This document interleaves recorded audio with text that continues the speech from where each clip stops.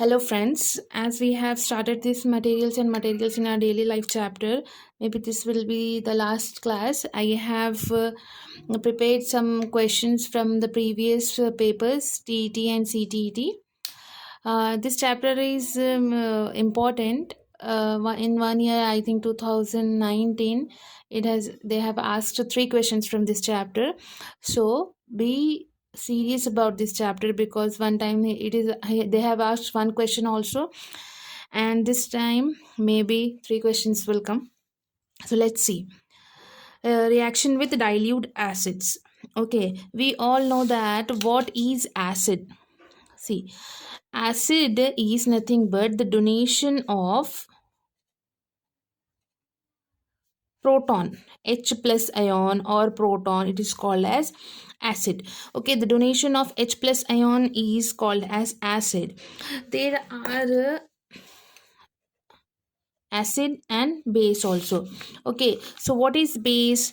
Acceptance of OH minus ions is base. We are having H2O, it will split into H plus and OH minus ions.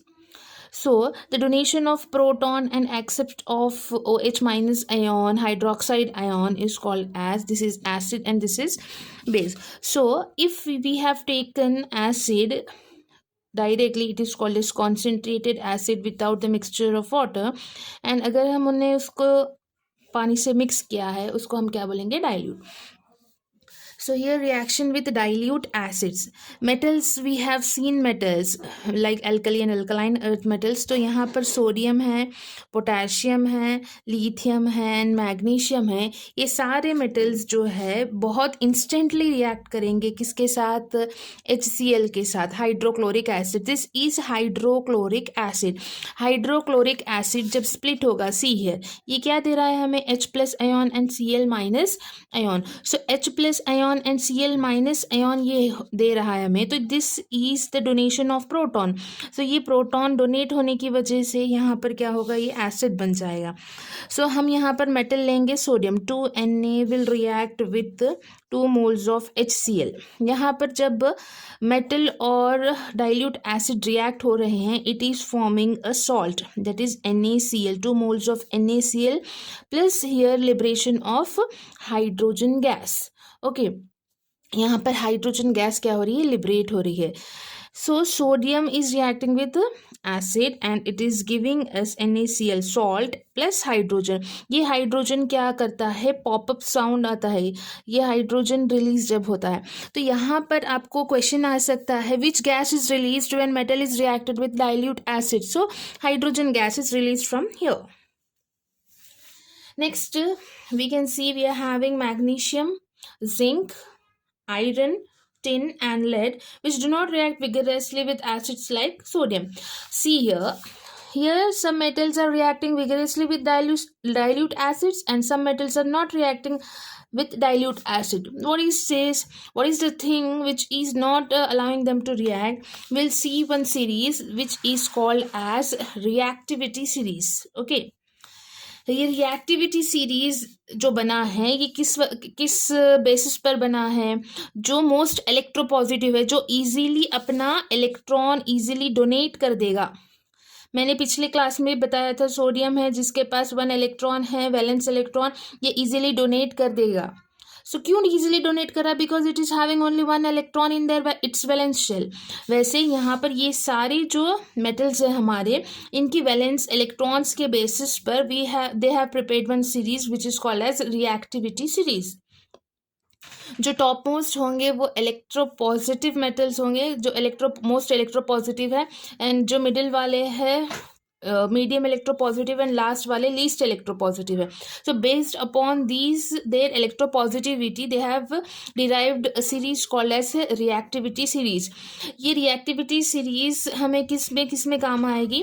Reaction with dilute acids में भी काम आएगी. और we are having one more reaction which is called as displacement reaction.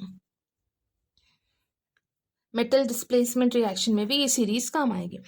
सो हम यहाँ पर एक element hydrogen रखे हैं. ये हाइड्रोजन के सारे ऊपर वाले एलिमेंट्स क्या है? मोस्ट इलेक्ट्रोपॉजिटिव है, ये ज़्यादा रिएक्टिव होंगे. इसके नीचे वाले जो एलिमेंट्स है ये लीस्ट इलेक्ट्रोपॉजिटिव है, जो इजीली विगरसली रिएक्ट नहीं होंगे। ये सीरीज़ को याद रखने का एक सिंपल सा तरीका है, ये जो है मैंने बनाया है।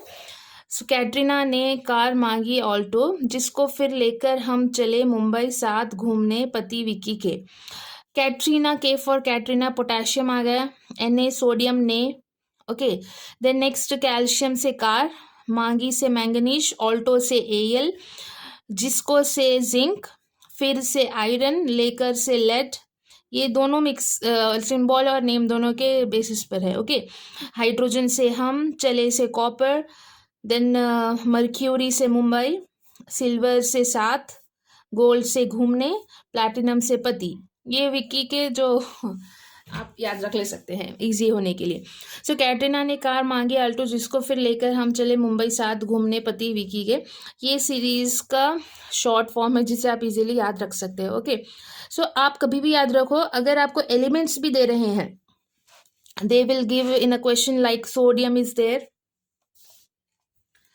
sodium, potassium, sodium, calcium, these all are elements. They will give potassium is greater than sodium, they greater than calcium. So what it means that potassium is really more reactive than sodium, it is really more reactive than calcium. ये आगे पीछे कर कर भी आपको ऐसे question यहाँ से पूछ सकता है। सो अगर आप ये अच्छे से याद रख लोगे तो आपको ये करने में ईजी होगा। Okay, metals below hydrogen series will not react with, ये सारे मेटल्स रिएक्ट नहीं होंगे किससे, डाइल्यूट एसिड से।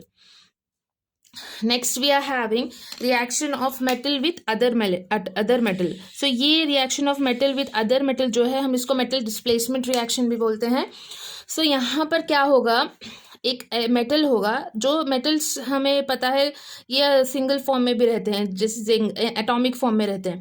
तो zinc is reacting with copper sulphate. Okay, copper sulphate solution के साथ जब जिंक रिएक्ट कर रहा है तो सल्फेट के पास जो मेटल है कॉपर, ये क्या हो रहा है यहाँ पर, रिप्लेस हो रहा है किससे, जिंक से। तो zinc is copper is replaced with metal zinc. तो यहाँ पर अगर आप कॉपर प्लस जिंक सल्फेट लिख रहे हो तो ये रिएक्शन नहीं होगा। क्यों? क्योंकि आप यहाँ पर देख सकते हो रिएक्टिविटी सीरीज में कॉपर क्या है, हाइड्रोजन के नीचे है। ओके, ये मेटल क्या है, लीस्ट इलेक्ट्रोपॉजिटिव है compare to zinc. Okay fine, so copper और जिंक को हम जब कंपेयर करेंगे, कौन ज़्यादा रिएक्टिव होगा, जिंक ज़्यादा रिएक्टिव होगा। जिंक ज़्यादा रिएक्टिव होने की वजह से ये कॉपर को डिस्प्लेस कर सकता है, अपनी जगह से हटाकर अपन रिएक्ट कर सकता है। तो यहाँ पर what it is forming zinc sulphate and copper. Okay, so this is the metal displacement reaction। ये सारे chemical reactions of chemical properties of metals थे। next we will see chemical properties of non metals।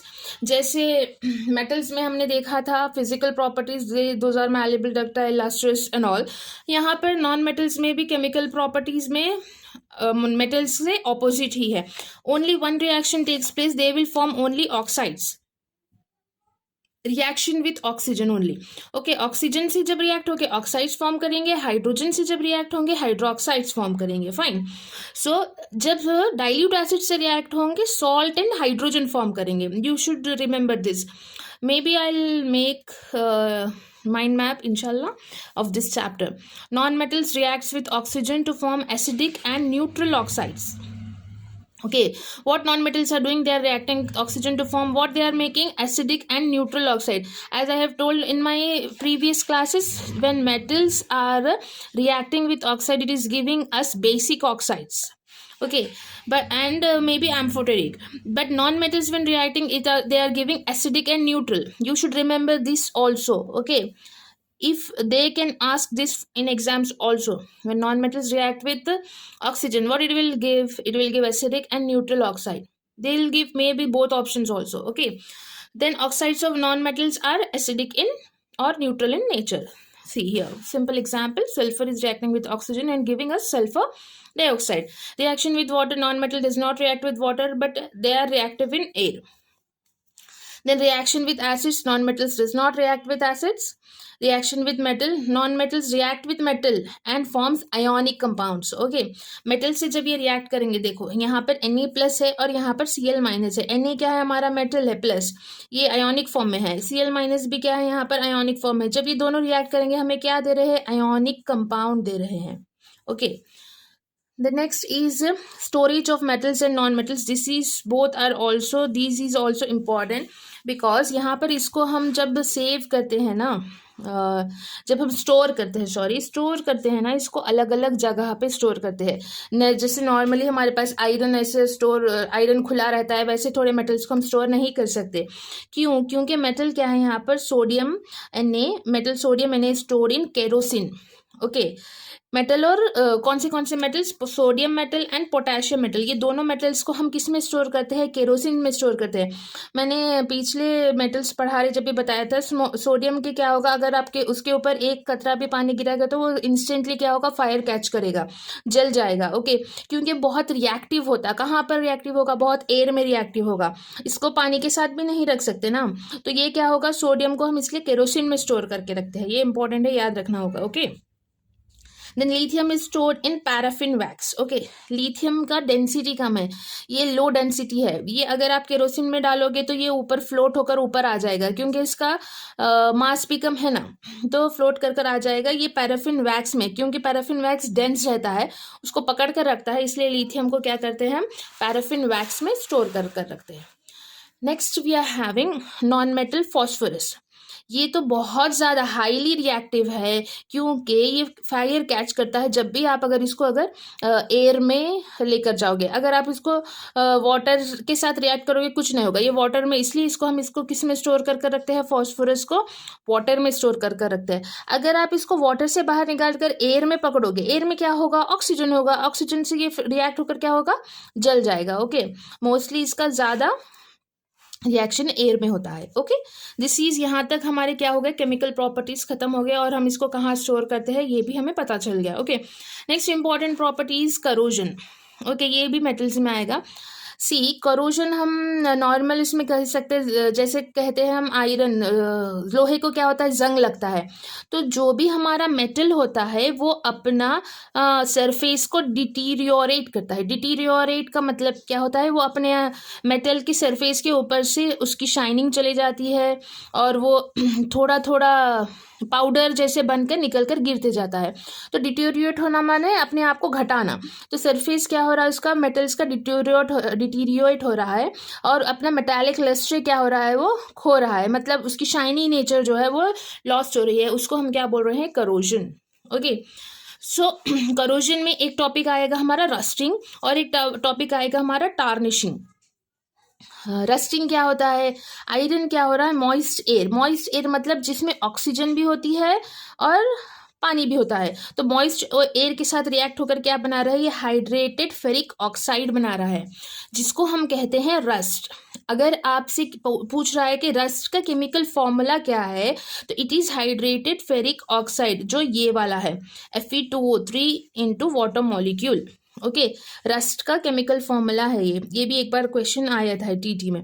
So hydrated ferric oxide कौन से colour का होता है, it is reddish brown in colour, so this is rust. Okay, तो this is rusting of iron, मतलब iron आप देख सकते हो, अगर कोई लोहे का चीज़ आप पानी में छोड़ रहे हो तो वो क्या होता है, उसको जंग लग जाता है। जंग लग रहा मतलब उसका मेटल का सरफेस ऊपर से क्या हो रहा है, पाउडर होकर चला जा रहा है। ओके, तो दैट इज रस्टिंग। तो आयरन यहाँ पर ऑक्सीजन, मॉइस्चर मतलब ऑक्सीजन और वाटर के साथ रिएक्ट होकर रस्ट बना रहा है, जिसका फॉर्मूला होगा Fe2O3 into water molecule. X number of water molecule मतलब वो पानी का क्वांटिटी वेरी होगा। The next topic is tarnishing. What is tarnishing, यहाँ पर क्या हो रहा है, कॉपर रिएक्ट किससे कर रहा है, मॉइस्ट कार्बन डाइऑक्साइड गैस। सी, हमारे एटमॉस्फेयर में मोस्ट अबंडेंट जो गैस एलिमेंट है, नाइट्रोजन प्रेजेंट है। नाइट्रोजन ज़्यादा क्वांटिटी में प्रेजेंट होता है। देन ऑक्सीजन और कार्बन डाइऑक्साइड भी होता है एटमॉस्फेयर में। सो मॉइस्ट कार्बन डाइऑक्साइड के साथ कौन रिएक्ट कर रहा है, other metals like copper, silver, these metals are reacting with moist carbon dioxide in air। ये जब रिएक्ट होंगे ना कार्बन डाइऑक्साइड के साथ, यहाँ पर क्या बना रहे हैं, ये कॉपर कार्बोनेट। ओके, आप देख सकते हो स्टैच्यू ऑफ लिबर्टी है, पहले वाइट कलर का था, अब ग्रीन कलर का दिख रहा है। क्यों दिख रहा है, क्योंकि कॉपर ये एक तरह से ये वाला जो रस्टिंग हो रहा है, ये मेटल को ख़राब कर रहा है, ये हमारे मेटल के लिए अच्छा नहीं है। बट टार्निशिंग जो है हमारे मेटल को क्या कर रहा है, कवर कर रहा है। ये जो मॉइस्ट कार्बन डाइऑक्साइड से जो हमारा कॉपर रिएक्ट कर रहा है, ये कॉपर कार्बोनेट बना रहा है ना। तो कॉपर कार्बोनेट क्या हो रहा है, जो स्टैच्यू ऑफ लिबर्टी है उसके ऊपर एक लेयर, ग्रीन कलर का लेयर बन रहा है। तो हमारा अंदर का मेटल जो है वो खराब नहीं हो रहा है, तो ऊपर कार्बोनेट बन जा रहा है ना। तो ये प्रोटेक्टिव लेयर को क्या बोलते हैं हम, जैसे ये लेयर जो झड़ रहा है, निकल रहा है, उसको हम रस्ट बोल रहे हैं। ये लेयर को हम बोल रहे हैं पटीना। ओके, सो ये कौन से मेटल्स में होगा, copper, aluminium, zinc, magnesium and silver. Okay, ये सारे मेटल्स में ये प्रॉपर्टी देखने को मिलती है। Okay fine. The next is uses of metals and non-metals. This topic I'll cover in my next class. Okay. I have covered almost all topics which is asked in exam. This topic is in GPSTR syllabus also. You can cover this syllabus for GPSTR also. Okay. So please, if you are liking my videos, please subscribe to my channel, that so I can make more videos and help more people. Okay, thank you so much. Thanks for watching.